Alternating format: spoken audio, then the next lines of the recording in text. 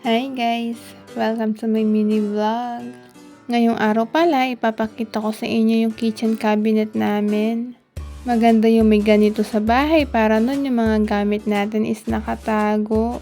Tinatakpan ko yung ibang parte ng bahay namin kasi baka i-bash nyo. Char! Hindi ko na pala inayos yung mga gamit namin, kagad nag-vlog na ako.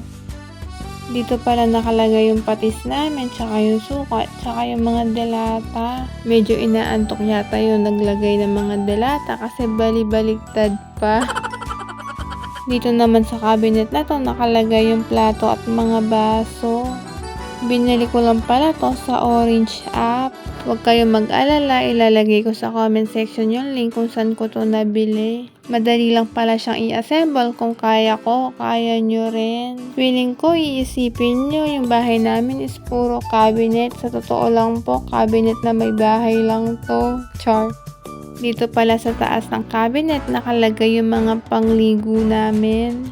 Diyan nakalagay yung shampoo, conditioner, tsaka yung sabon.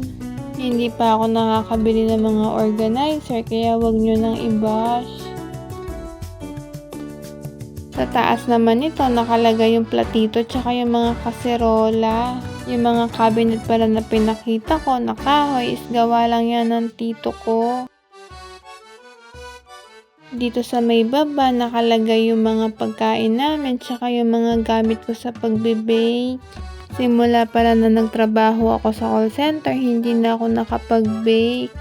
Binigyan pala ako ng menti ko ng chocolate crinkles. Kahit pala niref ko na yan, malambot pa din siya.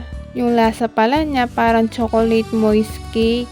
Gusto ko pala sana ulit mag-order, ang kaso nag-resign na pala yung menti ko. Panigurado pati kayo natatakam sa video ko. Sa mga hindi nakakaalam, mahilig po ako manood ng mga anime. Kung hindi ka mahilig manood ng mga anime, skip mo na to. Bumili pala ako sa Orange app na anime na t-shirt, si Frieren. Yung name pala ng shop, Basic Anime. Maganda yung tela, hindi mainit sa katawan. Yung isang t-shirt pala na binili ko is same shop din, si Anya ng Spy Family. Kung mahilig ka din sa mga anime na t-shirt, bisitahin mo lang yung shop. Marami silang mga design. Meron pala akong kapatid na teacher, kaya eto, muulan ng chocolate sa bahay. May stock lang pala yan sa bahay namin kasi hindi kami mahilig sa milk flavor. Bago pala ako pumasok sa trabaho, dumaan muna ako sa bilihan ng takoyaki sa SM. Ang hirap talaga magpigil bumili ng pagkain kapag yung trabaho mo malapit sa bilihan ng mga pagkain.